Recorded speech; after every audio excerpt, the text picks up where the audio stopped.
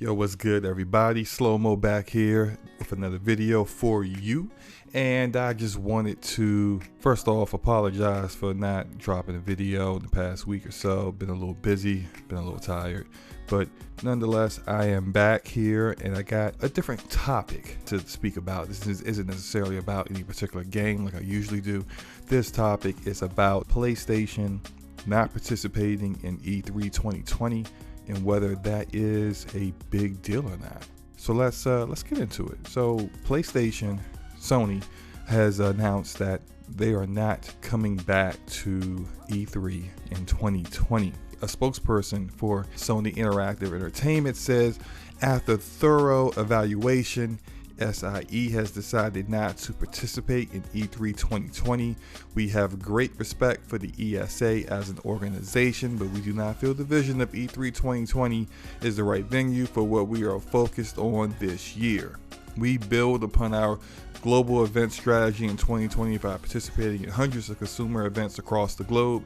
Our focus is on making sure fans feel part of the PlayStation family and have access to play their favorite content. We have a fantastic lineup of titles coming to PlayStation 4, and with the upcoming launch of PlayStation 5, we are truly looking forward to a year of celebration with our fans. So, no PlayStation. Once again, PlayStation is a no-show for E3 in 2020. This is the second time. Why is this that big a deal? I really honestly don't think it is, and I've been saying this for a while now on various podcasts that I'm on. I said it on Scumcast, I've said it on Brap. This really is not where the industry is going. Having to show up at E3, having to wait to show content at a specific time, it's not a very modern idea. Back in the past, you would have to rush developers to get a trailer ready, or to get some playable footage, a vertical slice, ready for E3. Because that's where everyone was going to be there to see it, all the gaming press, the gaming media. That's where everyone would get to see your game in its best light. But really, we need to credit Nintendo for kind of changing the game. Because Nintendo started doing directs. They stopped going to E3 first. Now, their games are at E3, but their conference, no, that's just a pre-recorded thing. And everybody laughed at Nintendo and said they don't know what they're doing. This is Nintendo just being weird again. You know, the usual. But Nintendo had their finger on the pulse of the industry. You don't need E3 to show your games in the best light. Actually, I would say it's a detriment to getting hype for your games, especially if you are a first-party platform. Let's take, for example, Fable. Fable is going to be shown at some point. Maybe we'll see it at E3, maybe we won't. But Fable is being developed, whether they choose to admit it or not, by Playground Games, and Fable is going to be a big deal. Now, you can choose to show Fable at E3, where it will compete for attention from your other Xbox Game Studios games.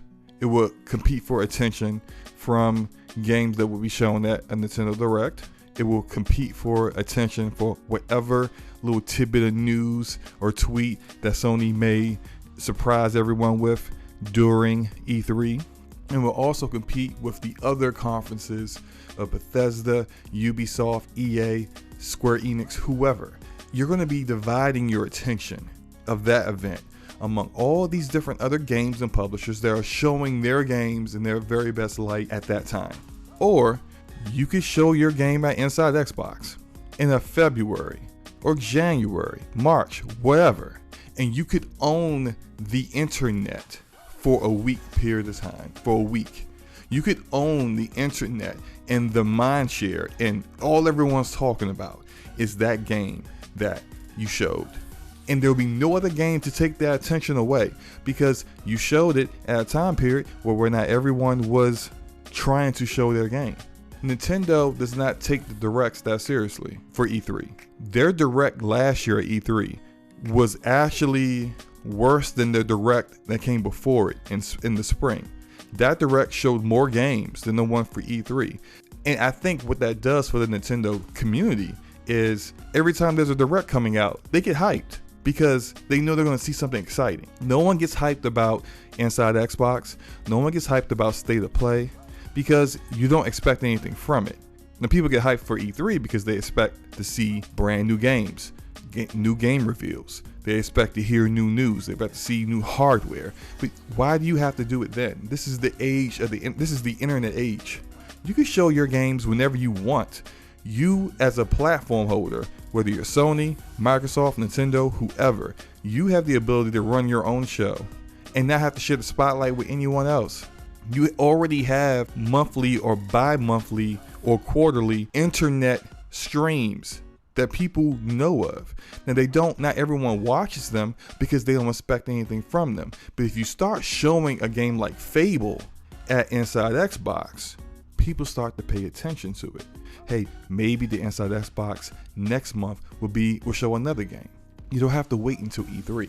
And so to bring this back to PlayStation not going to E3, I think they're finally getting what Nintendo got 2 or 3 years ago. You don't need to be at E3. You don't need to deal with all the restrictions that E3 has.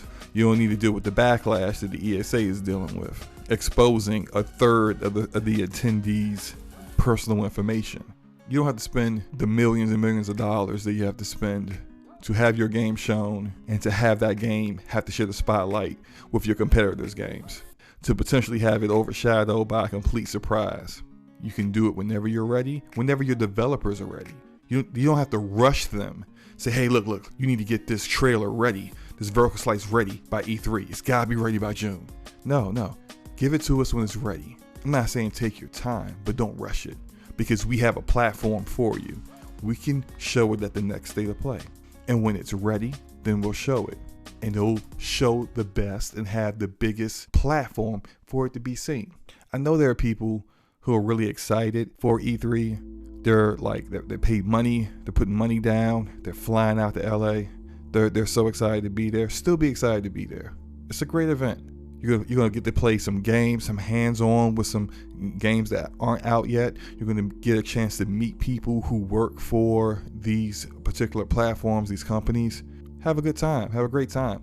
But don't expect to see E3 be what it was in the past. I think things change, and not all change is bad. This is good change. This is better for the industry. The more we are not pigeonholing all of the content that we get into certain areas, only seeing big things happening at E3 or the VGAs or Gamescom. Instead, you get it all the time. You get the next news of what's going on all the time. And we start to see it with the games now. It used to be all the big games will only come out in the holiday from September to December, and it'll be just a drought all year long. Now we get games coming out all the time. We're getting games coming out starting next month, big time. March is stacked, games all over the place. April, May, we got nothing but games coming all the way up until E3. Things change. Ghost of Tsushima is rumored to be coming out in the summer. We used to never get games coming out in the summer, but last year Nintendo dropped bangers in the summer. Marvel Ultimate Alliance, Fire Emblem Three Houses. The industry is changing, but not all change is bad. Some change is good. And Microsoft should look at this. They've already planned to be at E3. They should look at this as a great opportunity. They've just been given the entire weekend to themselves. They now have an opportunity to push their agenda, to show what they want the gamers to see of what they're doing for their ecosystem and their platform going forward. That's an opportunity. But as us gamers, we gotta stop being so reactionary with things like this. It's not bad. It's good. It's good for us. It gives us more to talk about, more to be excited for. I'm excited for what Sony's going to show, likely next month in February.